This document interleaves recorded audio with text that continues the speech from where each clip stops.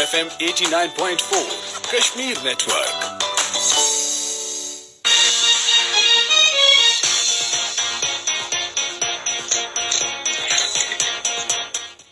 بسم اللہ الرحمن الرحیم۔ السلام علیکم سامعین، سنو ایف ایم 89.4 مظفر آباد کے اسٹوڈیو سے تعظیم یاسین پروگرام کشمیر فورم لے کر آپ کی خدمت میں حاضر خدمت ہے۔ سامعین کرام، یہ پروگرام آپ ہر بدھ اور جمعرات کو سنو ایف ایم 89.4 مظفر آباد کے اسٹوڈیو سے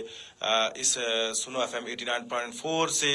مظفر آباد کے اسٹوڈیو سے سماعت کرتے ہیں، اور اس کے ساتھ ساتھ ہمارے سوشل میڈیا کے ناظرین بھی اس پروگرام کو سوشل میڈیا کے مختلف پلیٹ فارم پر دیکھتے بھی ہیں۔ اور اس پروگرام میں ہم روزانہ کی بنیاد پر بدلتے حالات میں جنم لیتی جو خبریں ہوتی ہیں ان کا پر تبصروں اور تجزیوں کے ساتھ اپنے مہمان شخصیات کے ساتھ شریک ہوتے ہیں، اور اس کے ساتھ ساتھ ہم مختلف موضوعات کے اوپر بھی بحث کرتے ہیں، اس کو زیر بحث لاتے ہیں، اور عوامی مسائل کے اوپر بھی گفتگو کی جاتی ہے۔ آج کا ہمارا، میں آپ کو پروگرام کا تعارف کرواتا چلوں، آج کا پروگرام ہمارا خاص کر یوم آزادی جو آ رہا ہے 14 اگست، اس حوالے سے اور اس کی تیاریوں کے سلسلے میں خصوصی پروگرام ہم نے ترتیب دیا ہے۔ اس کے ایک تسلسل کی ایک سیریل پروگرام کی چل رہی ہے، اس میں آج ہم نے اسی کا آغاز کیا ہے، اور آج کا ہمارا موضوع ہے جو تصور سے تصویر تک، یعنی تصور پاکستان سے اس کی جو تفسیر بنی اور جو قیام پاکستان ہے اس تک کا جو سفر ہے، اس کے کچھ چیدہ واقعات ہم آپ کے سامنے جو ہے وہ پیش کریں گے۔ اور اس حوالے سے آج ہمارے ساتھ جو مہمان شخصیت ہیں ٹیلی فون لائن پر، ہم ان کا شکریہ ادا کرتے ہیں، وہ اکثر ہمارے پروگراموں میں شرکت کرتے ہیں ٹیلی فون لائن کے ذریعے سے۔ علامہ جواد جعفری صاحب جو ایک مورخ ہیں اور دانشور ہیں، تاریخ کے اوپر بڑی گہری نظر ہے، مصنف بھی ہیں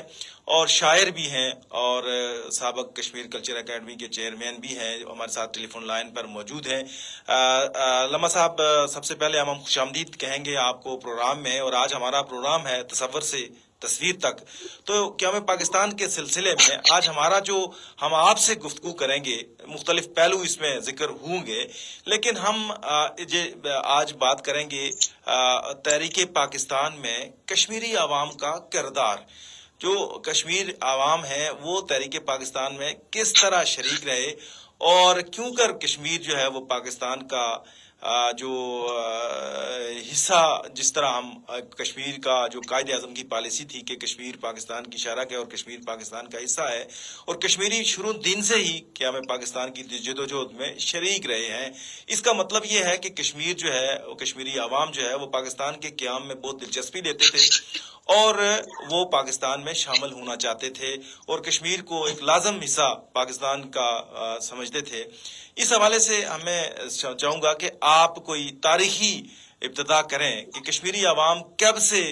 یعنی کیا تحریک پاکستان میں شامل ہیں، یعنی جب تحریک پاکستان شروع ہوئی، قائد اعظم نے کشمیر کا دورہ کیا، تو کشمیری عوام کے کیا جذبات تھے، اس کی زیادہ تفصیلات ہم آپ سے جاننا چاہیں گے۔ آپ کا بہت شکریہ، بہت اہم موضوع پہ آپ نے مجھے گفتگو کا موقع فراہم کیا ہے۔ بنیادی طور پہ یہ بڑی ضرورت ہے کہ ہم اپنی نوجوان نسل کو اس ساری صورتحال سے بھی آگاہ کریں، ان تمام حالات سے بھی حالات و واقعات سے بھی آگاہ کریں، اور ہمارے اسلاف نے جن نامساعد حالات میں، جن کٹھن حالات میں یہ تحریک شروع کی، اور پھر سے وہ جس طرح بہت اچھا آپ نے کہا کہ ایک تصور، اور اس تصور کو پھر تصویر بنانے میں جو پھر اس میں خون بھرا، تو وہ خون لہو شہداء کے لہو سے بھی بھرا گیا، اور اس کے اندر ہمارے انٹلیکچوئلز کی فکر بھی شامل تھی، ہمارے مزدوروں اور کسانوں اور محنت کشوں کا پسینہ بھی شامل تھا، اور کھیتوں اور کھلیانوں میں کام کرنے والے لوگوں، ان کی آرزوئیں، آشائیں اور ان کے خواب بھی اس کے اندر شامل تھے۔ تو اس طرح یہ ہفت رنگ ایک تصویر بنی، جو تصور تھا اس کے اندر جو یہ پھر جو تصور بھی آپ نے کہا کہ کشمیریوں کا کیا کردار ہے، کشمیریوں کا یہ کردار ہے کہ بنیادی طور پہ جس نے یہ تصور پیش کیا شاعر مشرق حکیم الامت علامہ اقبال، وہ خود کشمیری نسل تھے، جنہوں نے بڑے فخر سے کہا کہ تنم گلے سے خیابان جنت کشمیر، کہ مجھے اس بات پہ فخر ہے کہ میرا خمیر جو ہے وہ خیابان کشمیر کی جنت سے اٹھا ہے۔ تو بنیادی طور پہ یہ بھی چہرہ جو ہے کشمیریوں کے سر آیا کہ پاکستان کا تصور جو ہے وہ کشمیری نسل، مفکر، دانشور، فلسفی اور شاعر حضرت علامہ اقبال ایک مرد قلندر نے پیش کیا۔ بنیادی طور پہ جو تھیم تھا نا، اصل ہمیں دیکھنا ہے کہ یہ فکر اور یہ نظریہ، اس کو دو قومی نظریہ آپ کہتے ہیں، اور دو قومیں کوئی وہ رنگ کی بنیاد کے اوپر نہیں ہے، وہ کسی نسل کی بنیاد کے اوپر اور کسی علاقے کے اوپر نہیں، وہ اقبال نے خود بھی کہا کہ اپنی ملت پر قیاس اقوام مغرب سے نہ کر، خاص ہے ترکیب میں قوم رسول ہاشمی۔ تو اس کا یہ جو ایک ملک بننے جا رہا تھا، ایک قوم بنی، ایک ملک بھی بننے جا رہا تھا، ایک نئی قوم بھی بننے جا رہی تھی، اور وہ قوم پاکستانی قومیت کا تصور جو ہے، میرے آرٹیکلز ایک سیریز لکھی میں نے، اس میں میں نے یہ بات اجاگر کی تھی کہ پاکستانی قومیت کو کس طریقے سے مضبوط کرنا چاہیے۔ تو یہ ملک میں بننا تھا، ایک نئی قوم جو اس سے پہلے تھی، تو بنیاد اس کی وہ قوم رسول ہاشمی یعنی مسلمان تھی، لیکن سب کانٹیننٹ کے اندر 14 اگست 1945 سے پہلے نہ پاکستان نام کا کوئی ملک تھا اور نہ پاکستانی نام کی کوئی قوم تھی۔ یہ ایک نئی قوم نے ایمرج کرنا تھا اس ریجن کے اندر، اور اس کی بنیاد تھی دو قومی نظریہ۔ وہ دو قومی نظریہ کیا تھا کہ پاکستان کا مطلب کیا، لا الہ الا اللہ، لا الہ الا اللہ محمد رسول اللہ صلی اللہ علیہ وسلم۔ اور یہ بنیاد جو تھی، اس بنیاد کے اوپر بڑے عظیم جنوبی ایشیا کے اندر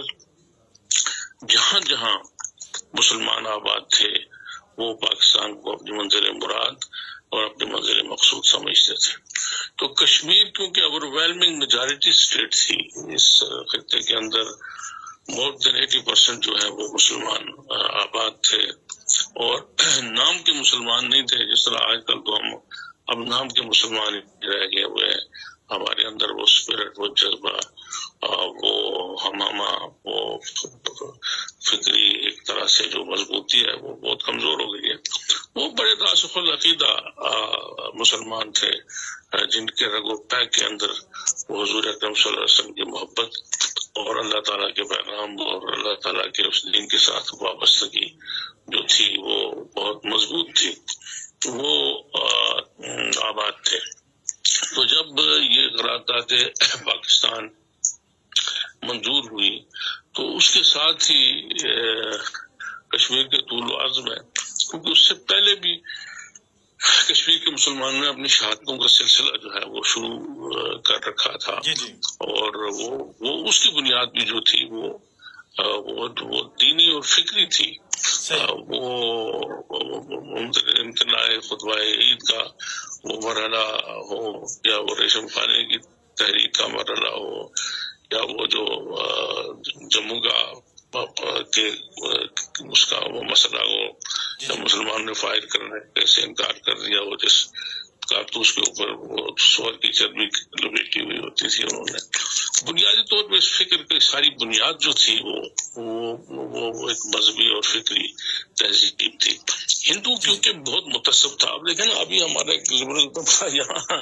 ایسا بھی کردار ہے، یا ابھی اتنا شعور نہیں ہے،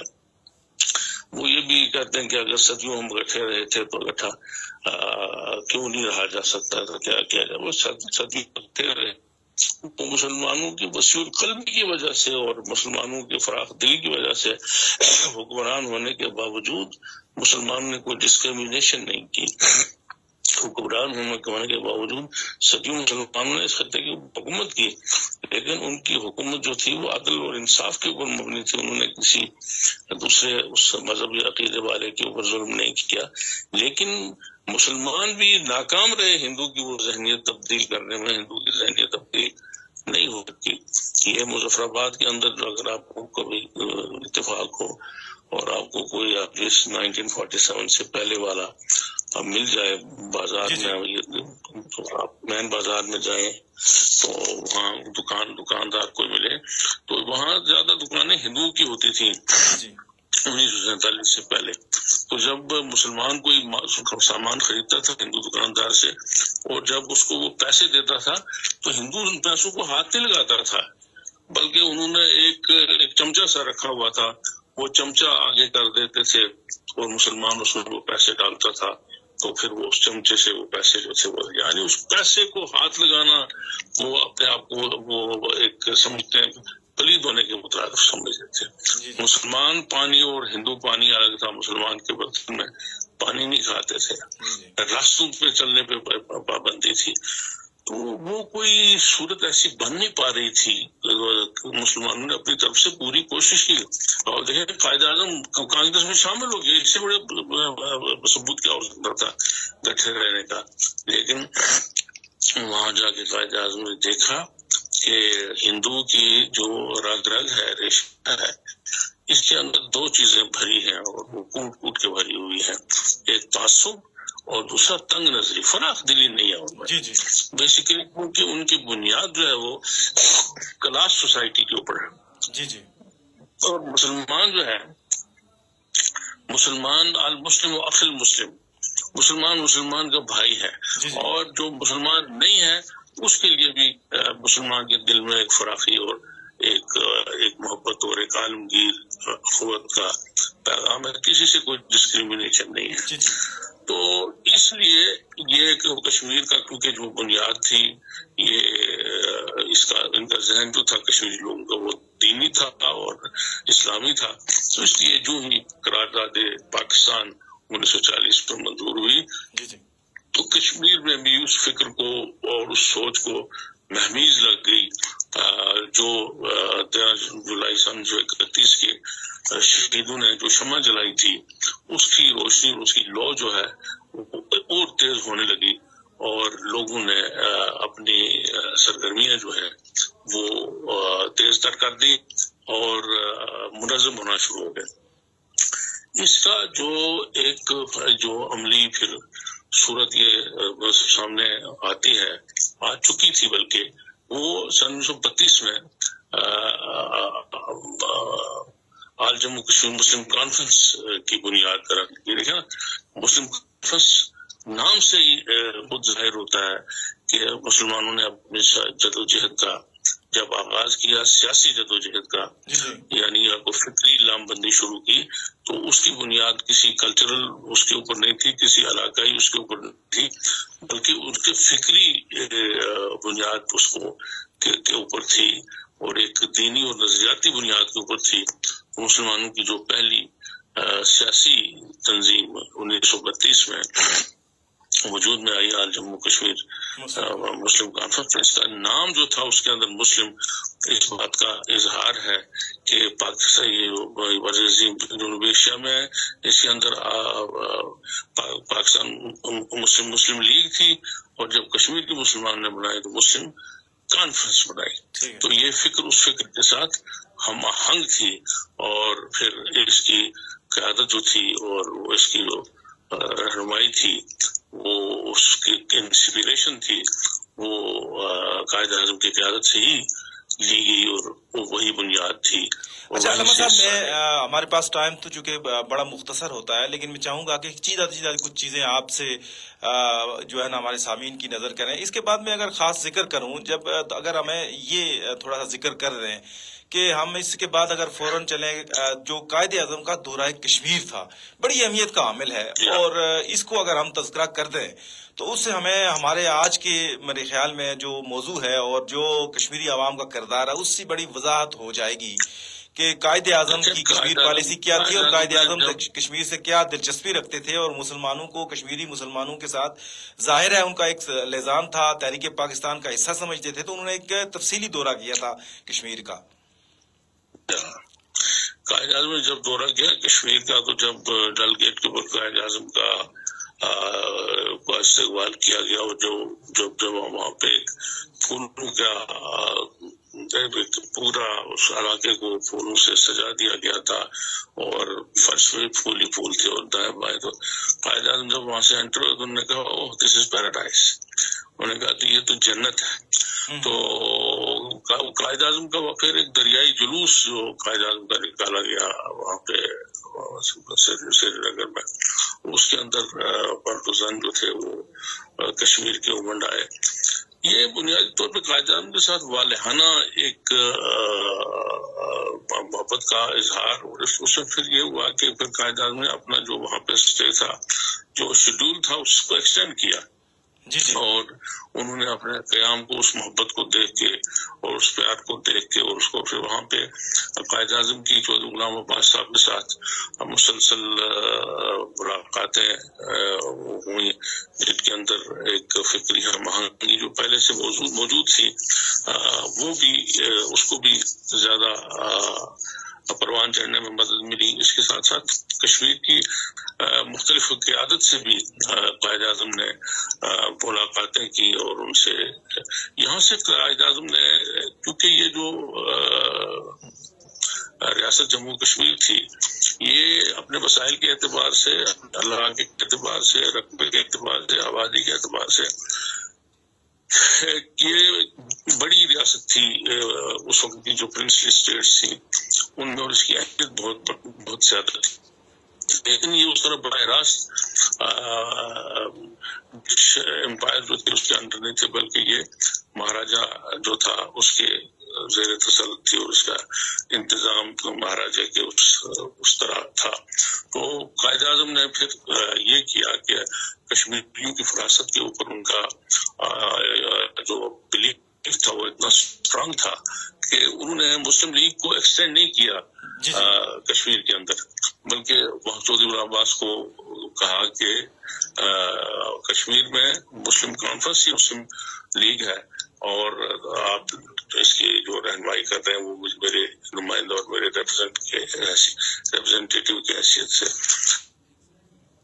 پھر جو ایک بڑا اعزاز دوسرا کشمیریوں کو حاصل ہوا، قائد اعظم نے 2 اپنے نائبین مقرر کیے. اب آپ دیکھ لینا کہ آل انڈیا مسلم لیگ اس وقت کہاں تک تھی، کہاں سے کہاں تک آل انڈیا مسلم، یعنی پورا بر صغیر کے اندر مسلم لیگ کی شاخیں تھیں اور لوگ وابستہ تھے. لیکن انہوں نے جو اپنے 2 نائبین مقرر کیے کہ یہ میرے جو ہیں وہ نائب ہیں، ان میں ایک تھے نواب بہادر یار جنگ، اور دوسرا نائب جو انہوں نے مقرر کیا وہ ایک تھے نواب بہادر یار جنگ، اور دوسرے جو کیے وہ قائد ملت چودھری غلام عباس، جو یعنی بر صغیر کے ایک ایکسٹریم کونے کشمیر سے تعلق رکھتے تھے. اور یہ اس طرح کوئی اس طرح پولیٹیکل سینٹر نہیں تھا، یہ کوئی کلکتہ نہیں تھا، دلی نہیں تھا، یا لاہور نہیں تھا، یا کراچی نہیں تھا، ایک کارنر کے اوپر کشمیر تھا. لیکن انہوں نے کشمیر کے ساتھ اپنی محبت اور پھر کشمیر کی اہمیت جو تھی اس کو سامنے رکھتے ہوئے یہ جو دوسرا اپنا نائب مقرر کیا، 2 ہی نائب انہوں نے مقرر کیے، اور اس کے ساتھ ساتھ کیش کشیر کو اپنا معاون خصوصی بھی مقرر کیا. وہ تو جو کہ کشمیر تشریف لائے نا، تو تشریف جب لائے تو تشریف لانے کے بعد کیش خورشید جو تھے اس وقت 3rd ایئر کے اسٹوڈنٹ تھے. یہ بھی نہیں کہ وہ پالیٹکس میں تھے یا اس وقت کوئی بہت زیادہ اوپر، لیکن ان کی ایک گفتگو انہوں نے سنی، ان سے ایک ملاقات کی مسلم اسٹوڈنٹ فیڈریشن کے وہ مسلم ساتھ سے وہی سے قائد اعظم محمد جناح نے کہا کہ خورشید آج تم میرے ساتھ ہو. اور پھر یہ اعزاز تھا کے بعد قائد اعظم سے پوچھا گیا کہ آپ کے پاکستان بننے میں کسی معاونت کی، انہوں نے کہا کہ میرے ٹائپ رائٹر نے اور میرے سیکرٹری نے. تو فاطمہ جناح تو تھی اتنی، ان کا تو ساتھ تھا ہی تھا. یہ بھی ایک سعادت اور اعزاز جو ہے کشمیری کے حصے میں آیا کہ قائد اعظم کی سروس کو ریکگنائز کیا. تو پھر قائد اعظم کا جو کشمیر کے ساتھ تعلق تھا کہ آخری وقت تک بہادر ملت محترمہ فاطمہ جناح جو اپنی یادداشتوں میں لکھتی ہیں کہ وہ آخری وقت میرے بھائی کی لبوں پہ جو 1-2 چیزیں تھیں، ان میں ایک بات تھی کشمیر. تو کشمیر کے ساتھ قائد اعظم کو بہت لگاؤ تھا، اور اہلیان کشمیر کو قائد اعظم کے ساتھ لگاؤ تھا. قائد اعظم 2 دورے کشمیر کے کیے. جب پھر دوسرے دورے میں جب قائد اعظم واپس کشمیر سے تشریف لائے تو یہ ہمارے مظفر آباد میں دومیل کے مقام کے اوپر ان کے اعزاز میں ایک ریسپشن دیا گیا. جو خواجہ عبدالرشید صاحب نمائندہ جنگ تھے تو ان کے والد صاحب جو تھے انہوں نے سپاس نامہ پڑھا. قائد اعظم محمد علی جناح کی خدمت میں سپاس نامہ پیش کیا. تو اس میں بھی کشمیر کے طول وقت سے جو لوگ تھے مظفر آباد کے لوگ نہیں تھے بلکہ جگہ جگہ سے جو آج کا آزاد کشمیر لوگ جو تھے وہ مل آئے اور کشمیر قائد اعظم سے اپنی عقیدت اور اپنی محبت کا اظہار کیا. تو بنیادی طور پہ کیونکہ کشمیریوں نے اپنی منزل مراد پاکستان کو قرار دے دیا ہوا تھا جی اور فکری طور پہ وہ پاکستان کے ساتھ وابستہ ہو گئے ہوئے تھے، تو اس لیے تحریک پاکستان کے دوران بھی کشمیر کے کونے کونے میں، کشمیر کے گوشے گوشے میں، کشمیر کے ہر علاقے میں وہ پاکستان کے حق میں بہت بڑے اجتماعات بھی ہوئے، بہت بڑی تحریک بھی چلی. اور ہمارے وہ یہ یعنی آپ یہاں سے اندازہ کریں کہ یہ جو قرارداد علاقے پاکستان موضوع اس میں بھی کشمیریوں کا وفد باقاعدہ شامل ہو 1940 میں. جی یہ جو قرارداد پاکستان 1940 میں لاہور میں پیش کی گئی اس میں بھی کشمیری لاہور میں جی اس میں بھی کشمیریوں ہمارے کشمیریوں کے کا وفد جو تھا وہ شامل ہوا. اور اس طرح پوری طرح سے کشمیری مربوط تھے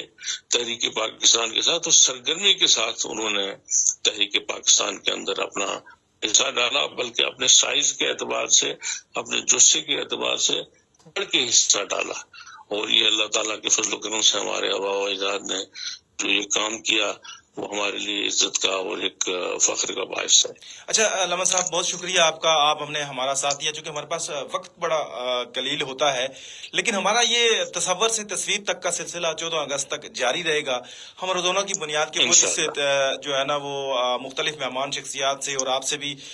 جو ہے نا یہ تاریخ کے جرگوں سے مختلف جو منظر ہے وہ آپ سے پوچھتے رہیں گے اور بات چلتی رہے گی. اور آج کا جو خاص کر جو آپ نے ہمارا اس ساتھ دیا اور خاص کر تصور سے تصویر تک یعنی قیام جو تصور سے جو قیام پاکستان تک کا جو حالات ہیں اس کی چیزہ واقعات اور خاص کر آج کا جو ہمارا فوکس تھا جو ہمارا پورا جو کشمیر کے اوپر تھا کہ کشمیری عوام کا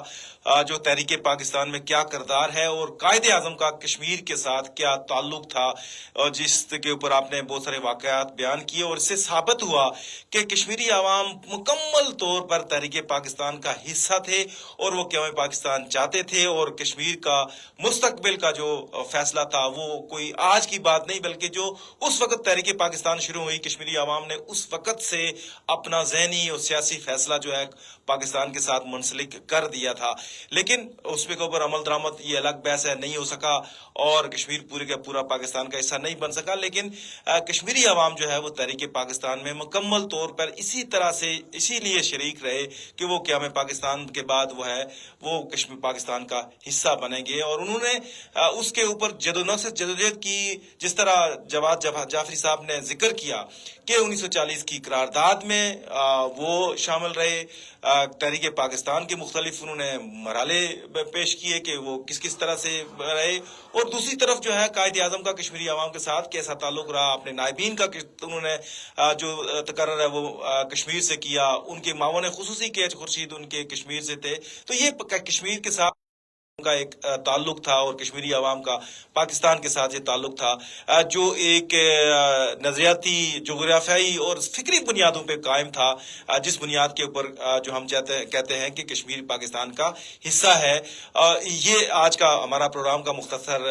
حصہ تھا. یہاں پر ہم سوشل میڈیا کے ناظرین سے فی الحال اجازت چاہیں گے لیکن ہمارا پروگرام جو ہے ریڈیو کی فریکوینسی پہ جاری رہے گا اور لیتے ہیں ایک بریک اور بریک کے بعد ریڈیو کے سامعین کے ساتھ ہم دوبارہ حاضر خدمت ہوں لیکن سوشل میڈیا کے ناظرین سے یہاں اجازت چاہیں گے.